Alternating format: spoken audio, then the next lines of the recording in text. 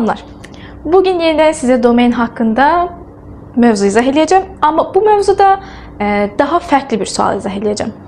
Yani yadınızdadırsa geçen videolardan birinde domain ve range hakkında danışmıştık. Okey. Gene göre biz sırf domain deyəndə tam olaraq hansı hissələri nəzərdə tuturuq? Yəni misal daxilində biz konkret bir hissə varmı ki, ona diqqət etməliyik? Bəli. 3 əsas hissəyə diqqət etməliyik.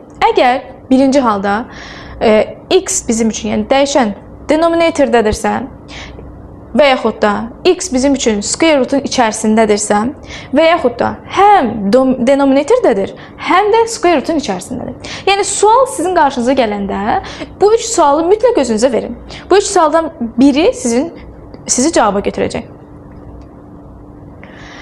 Yəni biz burada artıq 3 xassəni yadımıza saxlayacağıq.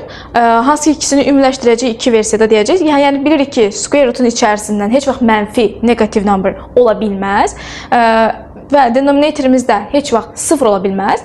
Və bir də üçüncü halımız var ki, həm denominatorda olsun, həm də root'un içərisində olsun. Avtomatik deyəcək ki, zaten 0 və 0-dan böyük qiymətlər köşə görə, amma 0-da almadığı üçün sadəcə 0-dan böyük qiymətlər alacağını görəcək. Gəlin nümunəyə baxaq.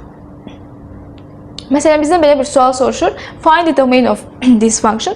Gördüyünüz kimi bu sual biraz daha fərqli sualdır. Yəni x okey sürətdədir, heç bir işimiz yoxdur. Sürətdəki x plus 2 istədiyi qiymət ala bilər. Amma məxrəcdə olan, yəni denominatorda olan 7 çıxılsın x həm denominatordadır, həm də root altındadır. Deməli, mən bunu root altında olduğu üçün greater than or equal to 0 götürməliyəm, amma equal to götürə bilməyəcəm, çünki denominator 0 ola bilməz. Gəlin həlinə baxaq. Gördüyünüz kimi eyni prosesi sadəcə böyükdür 0-dan götürəcəyik. Və burada x üçün bir dənə qiymət çıxacaq. Mənfi x böyükdür mənfi 7 və bərabərsizlik dərsində öyrəndiyimiz qaydanı xatırlasaq, hər tərəfi mənfi bədədə böləndə işarələr əksinə dəyişəcək. Cavab olacaq x kiçikdir 7-dən və bunu da interval şəklində yazanda mənfi sonsuzluqdan 7-yə qədər olacaqdır.